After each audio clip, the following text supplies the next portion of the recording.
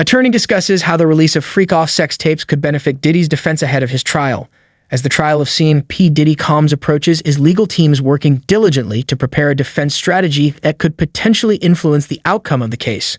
The trial, which is scheduled to begin on May 5, 2025, centers around serious charges of sex trafficking, transportation to engage in prostitution, racketeering, and more. These allegations are the result of a lawsuit filed by Diddy's ex-girlfriend, Cassie Ventura, in November 2023. In the suit, Ventura accused the renowned rapper and music mogul of subjecting her to a history of violence, sex trafficking, and other forms of abuse during their relationship, which lasted from 2007 to 2018. Diddy has vehemently denied all these claims. However, the situation has become even more complicated in the lead-up to the trial, as reports have surfaced regarding a series of 9 videos allegedly recorded during Diddy's Freakoff events. These videos, according to Diddy's legal team, show intimate moments between the rapper and Ventura, which they assert were consensual sexual activities between 2 adults in a long-term relationship. Diddy's attorneys argue that the footage could exonerate him by proving that the acts depicted in the videos were not part of a pattern of exploitation or coercion, as Ventura claims. The defense team is requesting that the prosecution hand over electronic copies of the tapes to strengthen their case. The videos reportedly feature Diddy and Ventura engaging in private sexual activities, but the key point the defense is making is that these interactions were consensual and voluntary. By emphasizing that the footage portrays a couple engaged in a mutually agreed-upon relationship, the defense aims to challenge the allegations of trafficking and exploitation.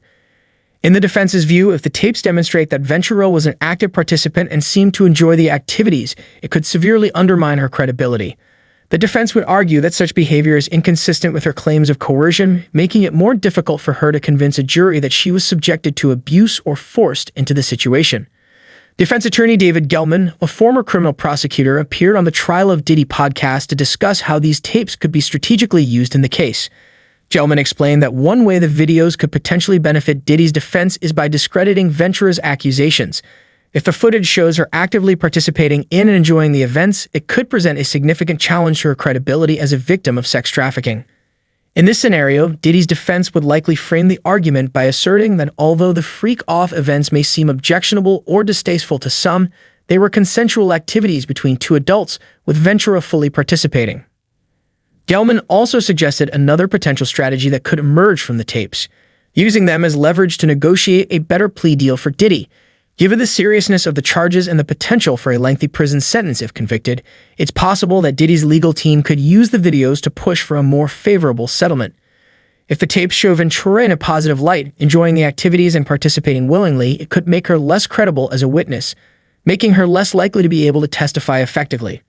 In such a case, Diddy's team could argue that the release of these tapes would make it more difficult for the prosecution to pursue a conviction or for Ventura to serve as a strong witness. This could potentially lead to a reduction in the severity of the charges or an offer of a plea deal. As of now, it is still uncertain whether the sex tapes will be released to the public or used in court, and the effectiveness of these defense strategies remains to be seen. Diddy's trial is set for May, and it will likely be a highly contentious legal battle that will involve numerous complex legal arguments and accusations. The outcome of the trial could hinge on many factors, including the release of these tapes and how they might influence both the public and the jury's perception of the case. In the meantime, Diddy remains incarcerated at the Metropolitan Detention Center in Brooklyn while his legal team continues to build its defense.